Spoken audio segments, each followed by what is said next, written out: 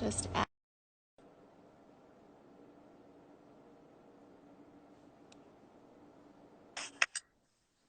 Hello. Hey again. Hi. I've been able to see your lovely face twice in like less than 24 hours. That's Lucky great. you. Yeah. How's it going? It's going. Today's a good day. So, you Good. know, baby Yeah. steps. Yeah. I hear you. I've got your why don't you remind everyone what you're drinking today as part of our, because right now it's always cocktail hour series.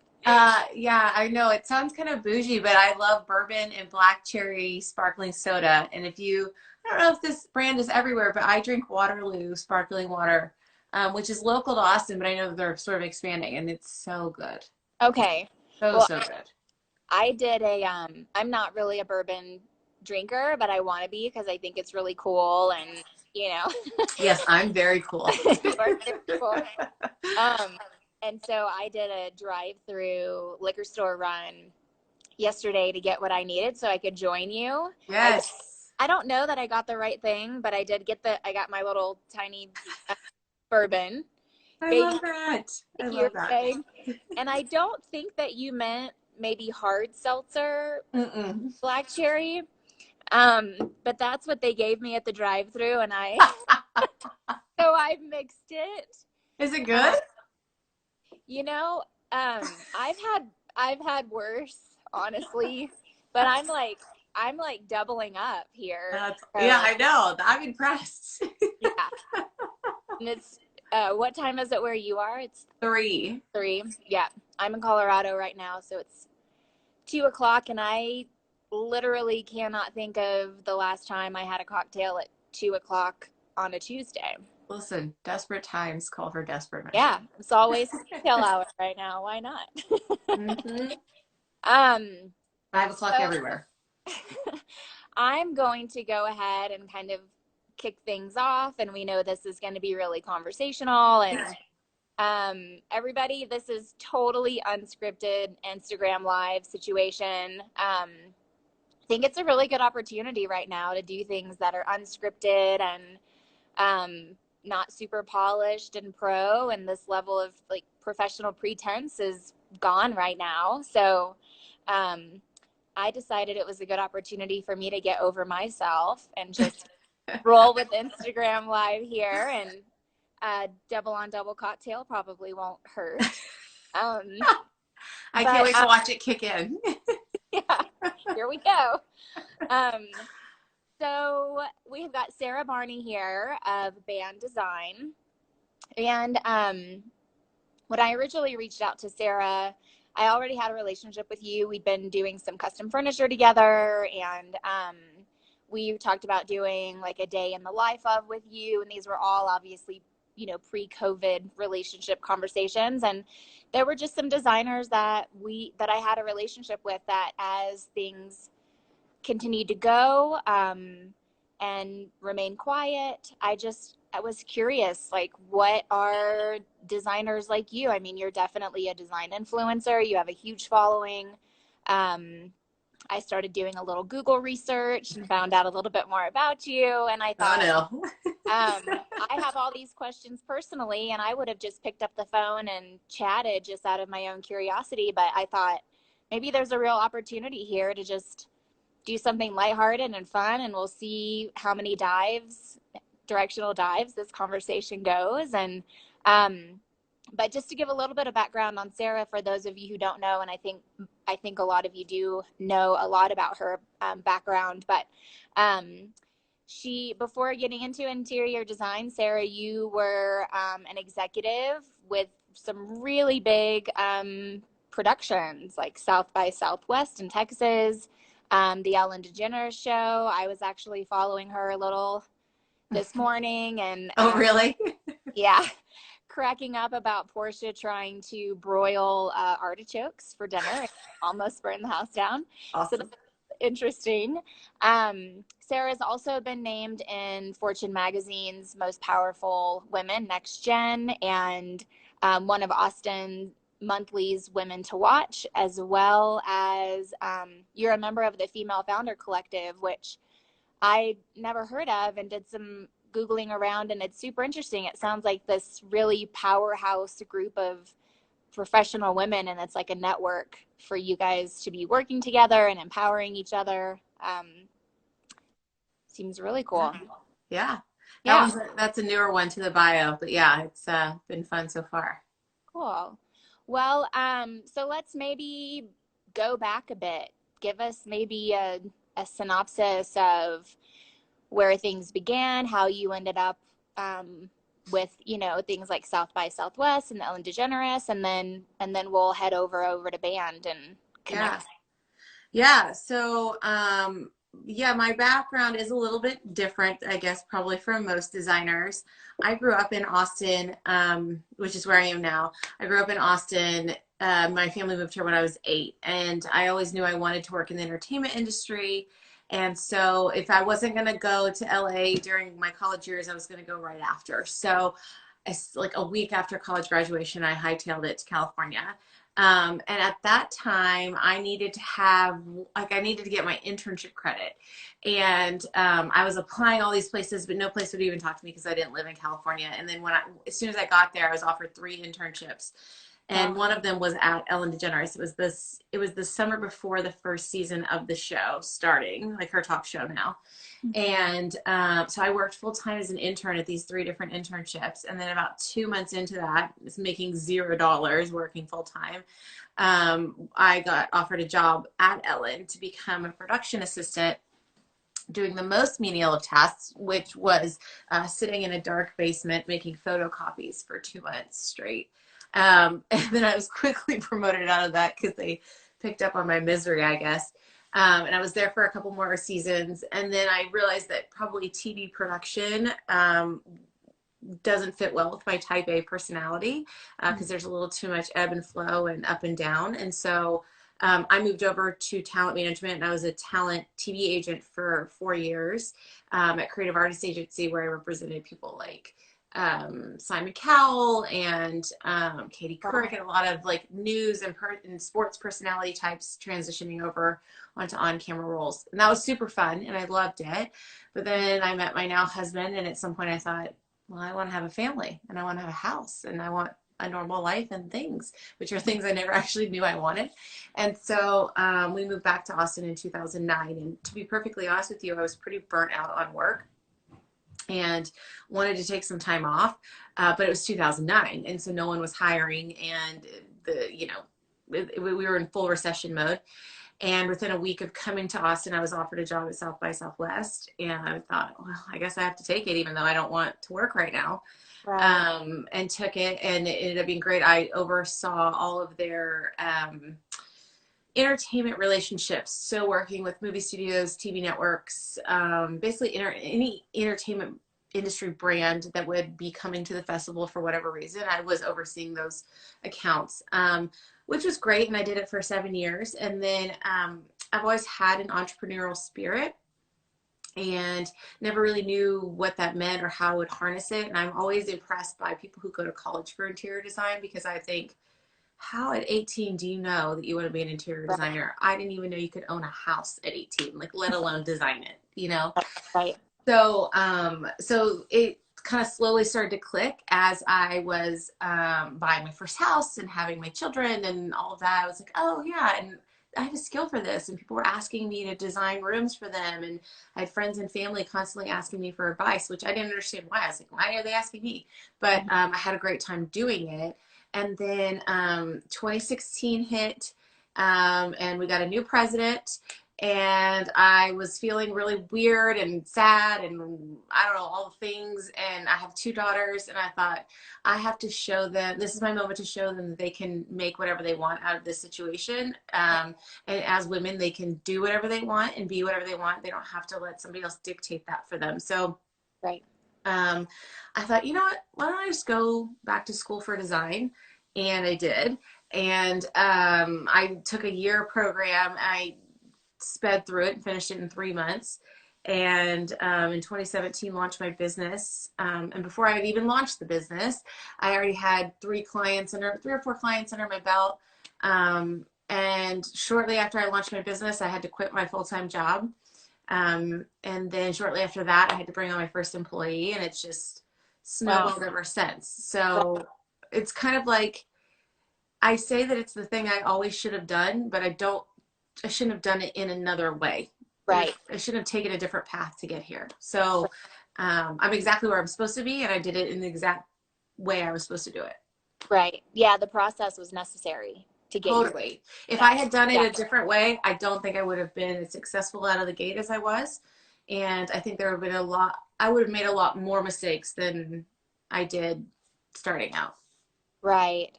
And so I think what's part of what's really fascinating about your story, in addition to obviously the Hollywood element, because that's always intriguing to the rest of lay people.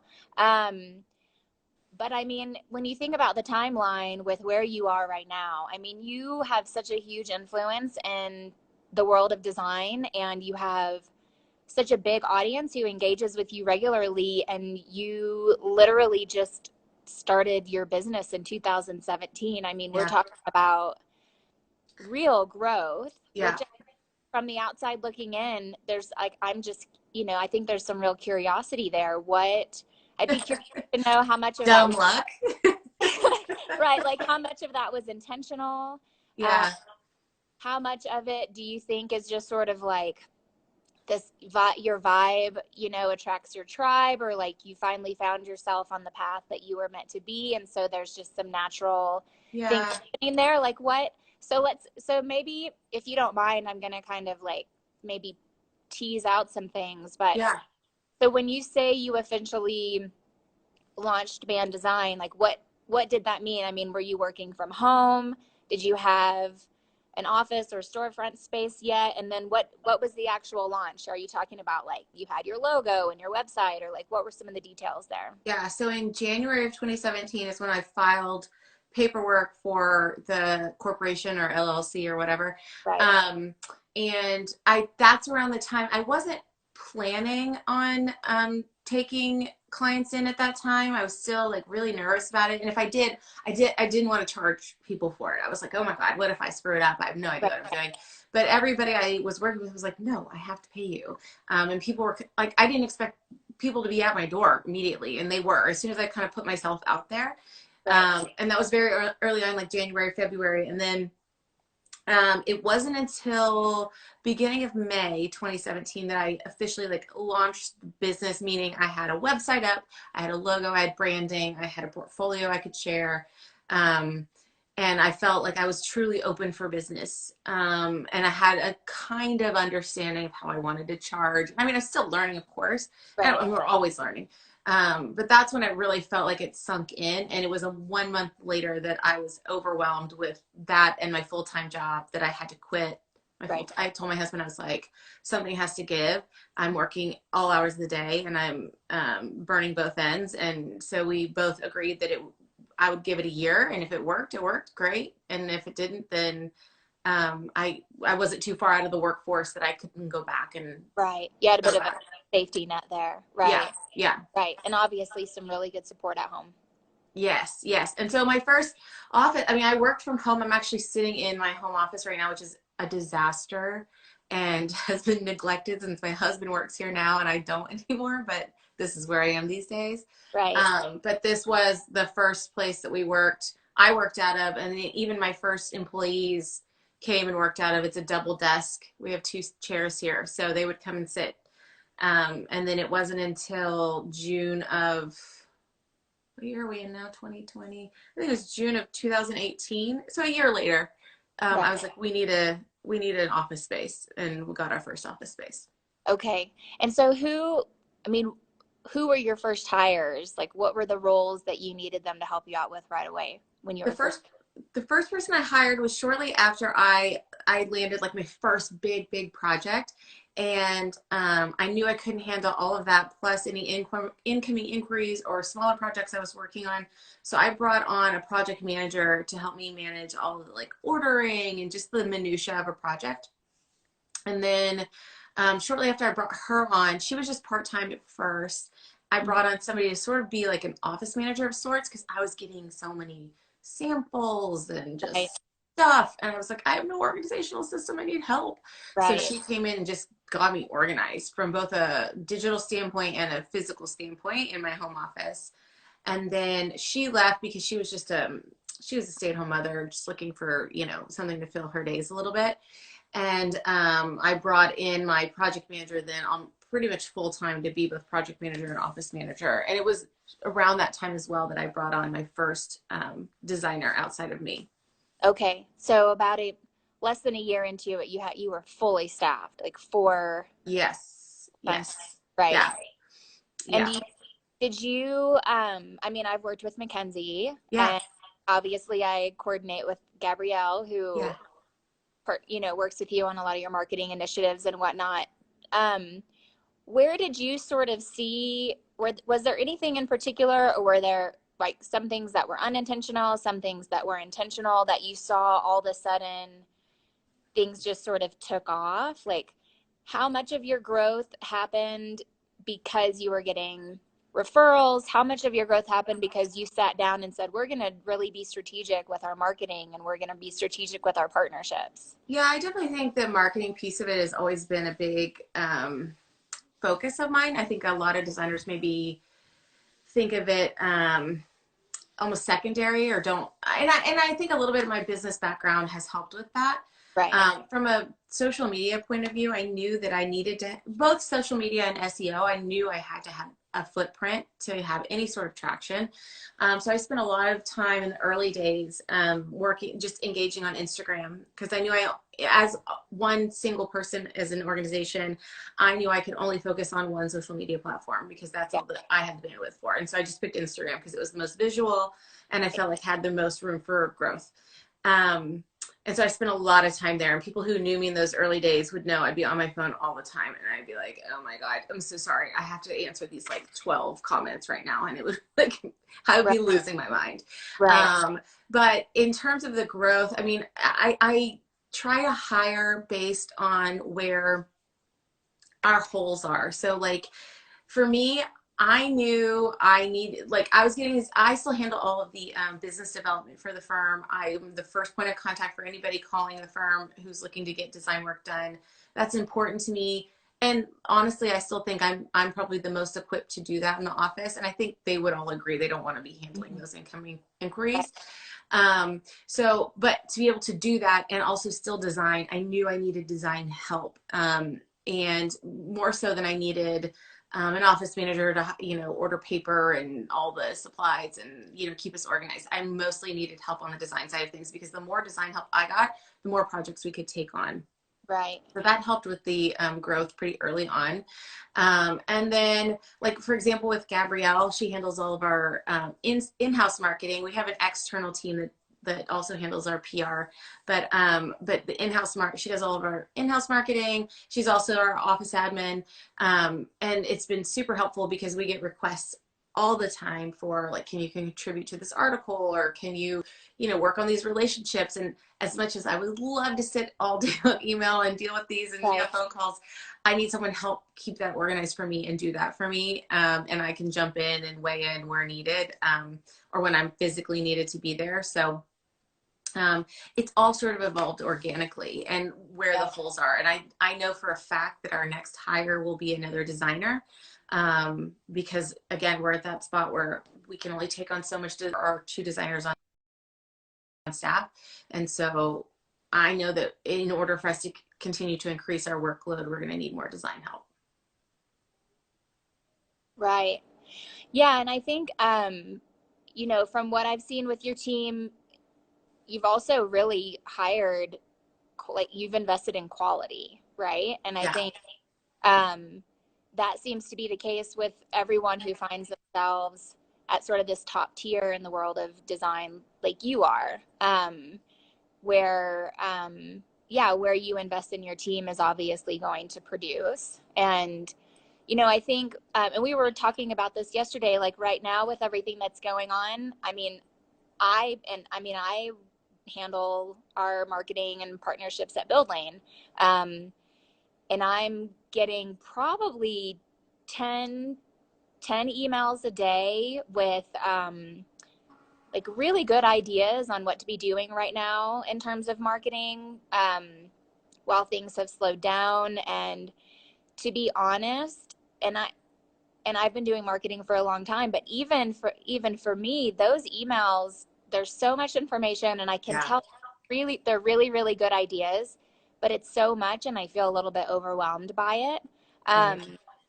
I think if you were to say, like, right now, so let's maybe look at it two umbrellas. Like, if we weren't in the situation that we're in right now with the Yeah. coronavirus, and if and we are, um, what would you say, like, what your focus was prior to all this happening? If you were to say, like, these are just two things that we were going to focus on, that we were focusing on, that we were doing really well, what would you say those two things? I guess where I'm going with this is, like, let's just give everybody some really simple things that we all can figure out how to do, and it's not one more layer of something we have to figure out in the midst of everything Yeah. going In on. terms of marketing? Yeah, in terms of marketing, or yeah, because I think, to me, what's interesting, and I don't know if it is to the audience, and I'm catching some questions here that are coming through that we can address as well, but like, what I mean, it sounds like your growth is really organic, but it's hard for me to believe that, like, you and Gabrielle aren't having some conversations internally to say, like, okay, like, this is what we're going to prioritize for, like, maybe a month, and then we'll Yeah. try something else if we don't see a return there. What's that process like? Yeah, I mean, a lot of it is just like open brainstorming, like, what if we tried this or what if we did this? Honestly, because I came at it from, like, I've had outside experience outside of design, but also because I am a mother and, would potentially be an ideal client for someone like me. I can kind of put myself in that headspace. Like, what do I like to look at? What do I like to see? Um, and so a big piece of it is social media, of course. But there's also, like, we play around with things like giveaways. We're doing a giveaway tomorrow. Whether or not those really provide a return, I don't know. Right. Probably not. But also, I'm kind of like, I don't care. Like, I'm somebody who very much says, I say yes first, and then if it's a fail, then we don't have to do it again. But, like, let's just keep doing it. Like, why not? I put Right. myself out there, and I'm very much fly by the seat of my pants, trial by fire. So I'm willing, and I tell my staff this all the time, like, if you guys have a great idea, bring it to me. Or even if it's not a great idea, we can flesh it out. But, like, let's, I'll try anything, because there's a creative way to do just about anything from any angle. And, so I'm happy to try a lot of different sources. I would say the number one thing that has helped me in my business more than anything else, it's not really marketing, but it kind of falls under our marketing budget, is investing in quality SEO. That's something I did from day one, and 1,000% that has returned its investment. And I couldn't even say we'd probably be in the same spot we are right now without it. So, And did you have someone help you with that from the outside, or? yeah, I hired out for that. I did that, like I said, very early on, because I knew I don't know how to, SEO is very difficult to do well. And I knew that's not where I should be spending my time. So that's the other thing that I think a lot of people miss when they're hiring or thinking they need to hire, is what are the things that you don't do as well as somebody who's an expert in that field could do. I know I can design really well. I know I can sell really well. Yeah. That's what I'm going to stick to. Like, in terms of SEO, or even doing, like, computer programs like CAD, like, that's not my strong suit. So if I'm going to do that, if I need to do those things, then I need to move on and hire somebody out to do that. And it's well worth the time. Yeah. Yeah, absolutely. And I think, there's a lot of power in knowing what it is that you do well and what you don't do well. I mean, like I was saying, I work on our marketing and partnerships a lot, and there are categories within that I feel really comfortable with, and really, I don't know, kind of the expert at the table. And then there are some elements that I can oversee it, but it makes more sense for me to work with someone from our team to help me out. Right. What would you say, like, what are some things I know, and you and I have talked about this offline, but like, what are you doing right now that maybe is something you were doing before that you're still engaging with, and what's something new that you're doing right now In the times of Corona. in the kinds of Corona? Actually, we should probably have a I don't want to cheers to that. that was a cheer. That was a Yeah, no, I know. Yeah, dealing with yeah. Drink to Corona. drink to the end of the coronavirus. That's right. That's right. Oh God, you know, every day is minute by minute, and everything's changing so quickly, and you know, we don't know where we're going to be in June, July, August. It's a weird, I don't know. I have such weird feelings about it all, to be honest with you. Yeah. I remain ignorantly optimistic that this is all going to be fine. Well, I do think it's all going to be fine, but I mean, in terms of our industry and our business and all of that, I do think it'll all work out and Yeah. potentially even be something positive for the home design industry. But right now, I mean, the biggest thing we're struggling with obviously is working remotely, not being, I haven't seen my team in weeks. That's really, really hard. We do Zoom calls. We, you know, talk every day, but that's really, really hard. Add in a layer of me homeschooling every morning with my children has made it very hard for me to get work done in the mornings. My husband and I try to split it because he's working too. So I take the mornings, and unfortunately that's when the homeschooling falls, because that's when the Zoom calls are with the classes. And then I kind of take the afternoons to do my work, but there's a lot that's on my to-do list that just keeps getting pushed down. So that's really Right. hard. One thing we are going to be announcing probably next week, so this is an exclusive, Nice.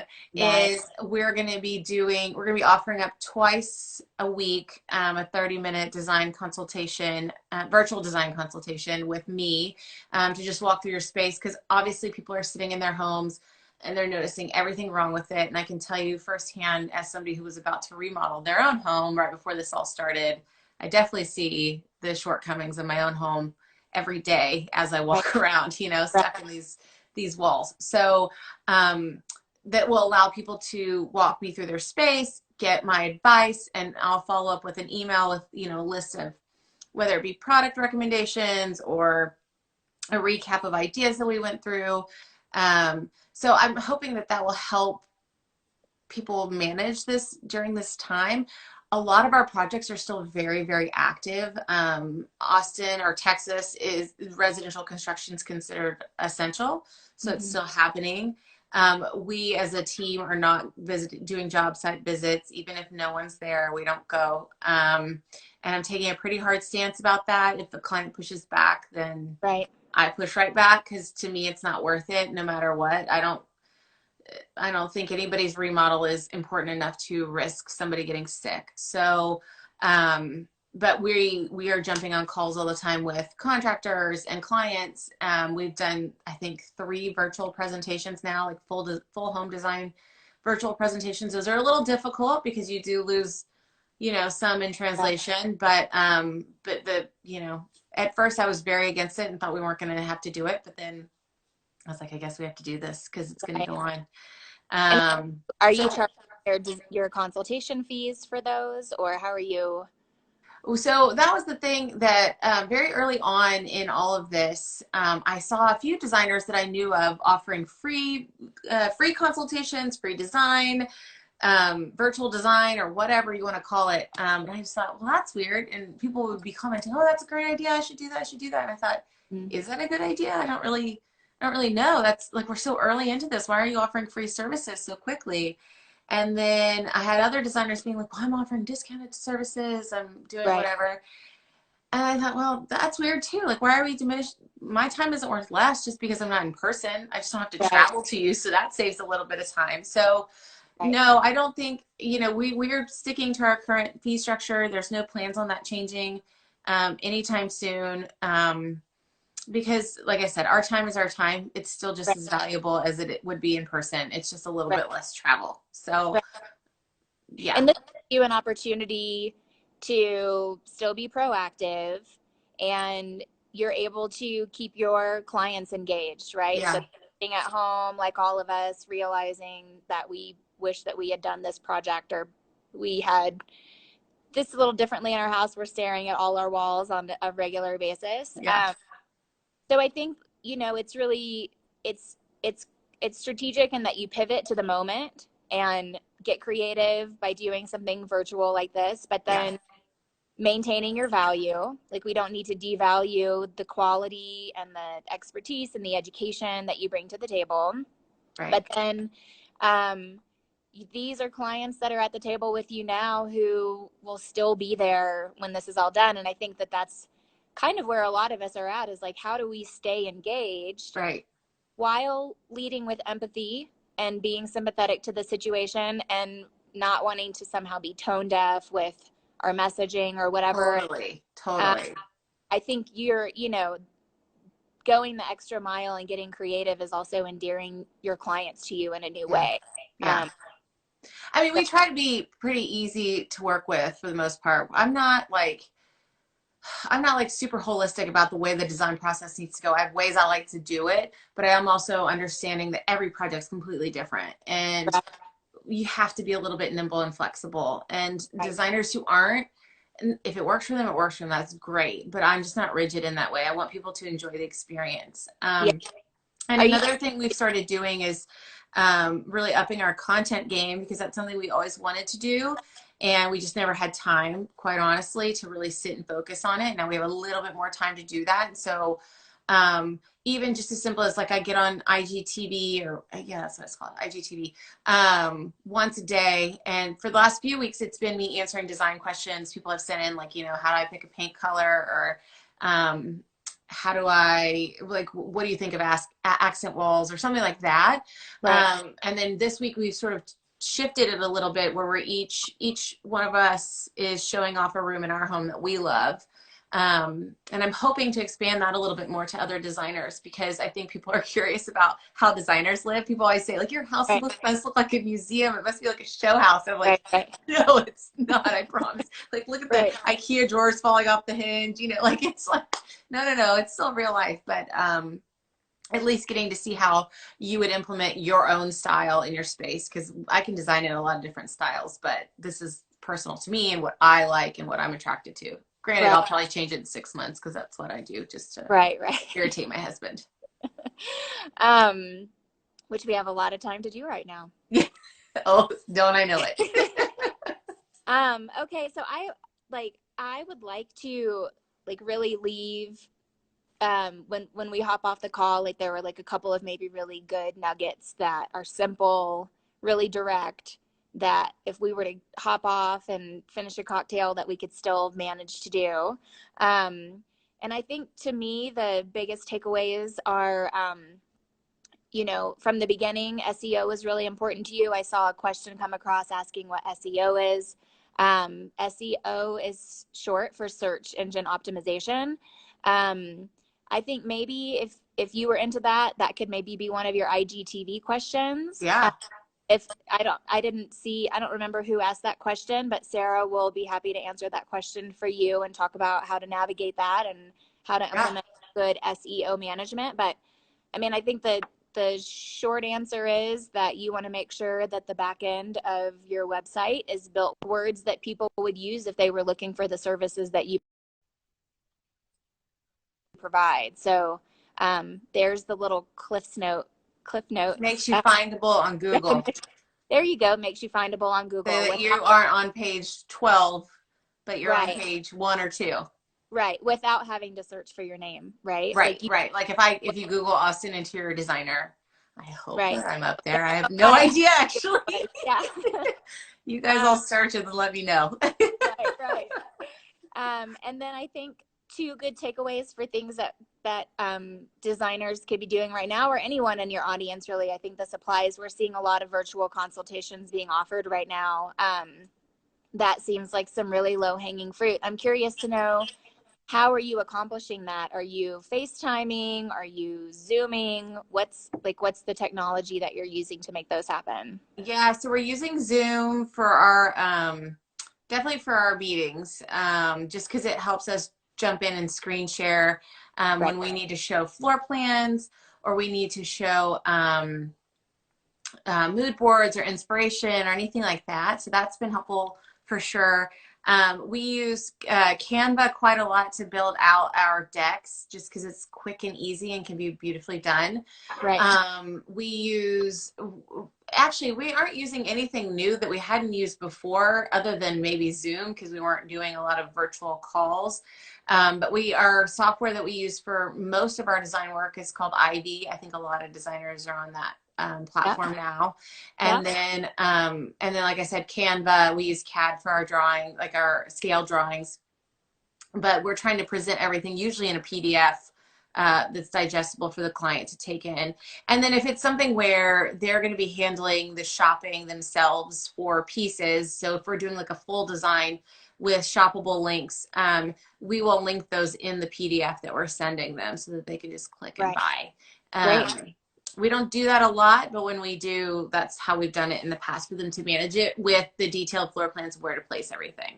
Right. Okay. Yeah, that's helpful. And I think the other takeaway is like upping your content game. And I think we hear the word content a lot within the world of marketing, and that can mean a lot of different things.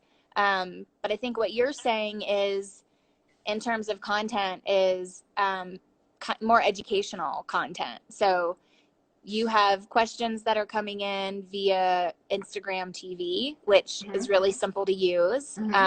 Maybe that's it. I saw that question come across too, like what is IGTV and how to use it. So maybe that's a question we can add to the list. But, you know, with you're obviously considered an expert in the space, right? And I think as interior designers or whatever field you find yourself in, the more you can establish yourself as an expert in that space, that's going to produce a lot of work for you, right? And I think it's a matter of staying top of mind too, so that when we come out of this fog of Corona, that we're still here and we're still, helping design spaces. So that's important.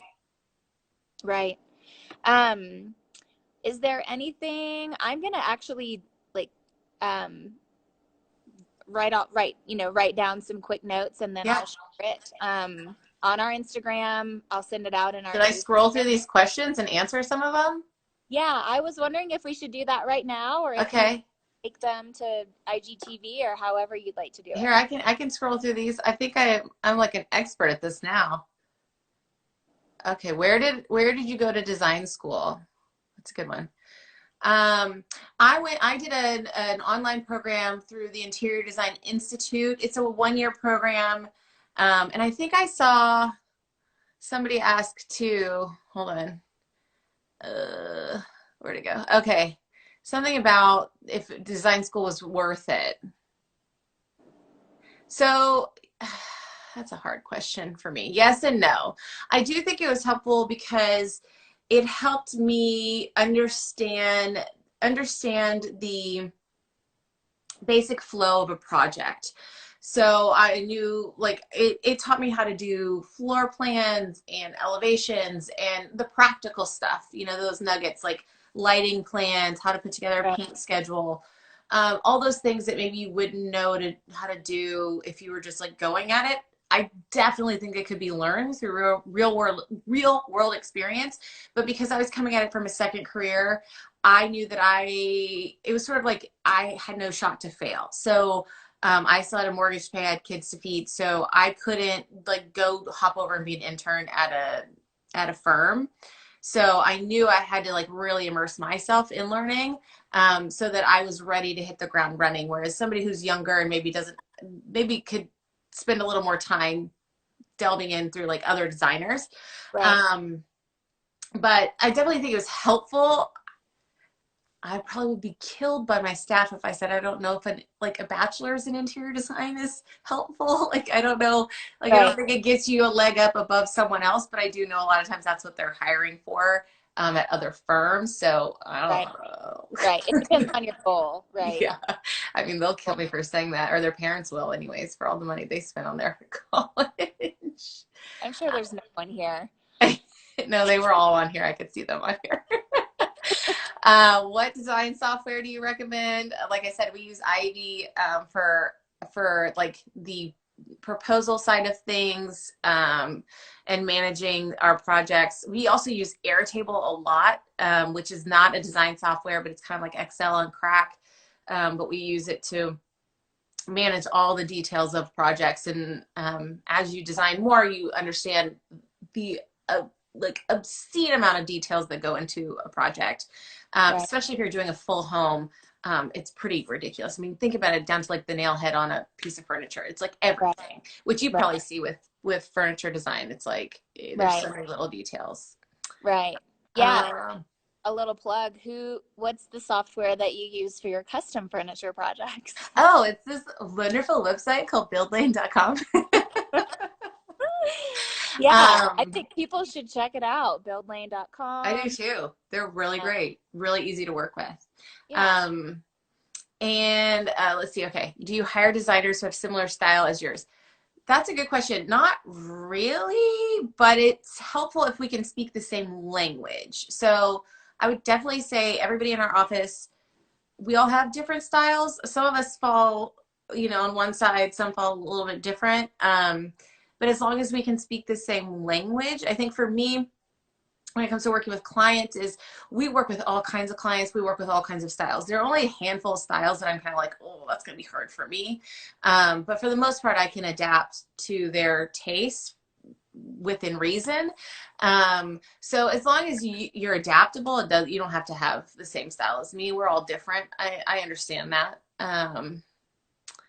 Okay, SEO. Okay, yeah, about SEO. Okay, I don't know what that means. Oh, my mom's on here. That's good. Hi, Mom. Oh, hi, Mom on here. Oh, good. Okay, virtual sign. Yeah, stick with your fee structure. And yeah, I think that's it. I think those are the questions I saw. All right. Well, and we'll write them all down. And if there's Yeah. anything missed, then we'll cover it on your IGTV Yeah. and I'll send it out in our Build Lane newsletter. Is there anything else you want to add before? By the way, actually, I'm liking this now.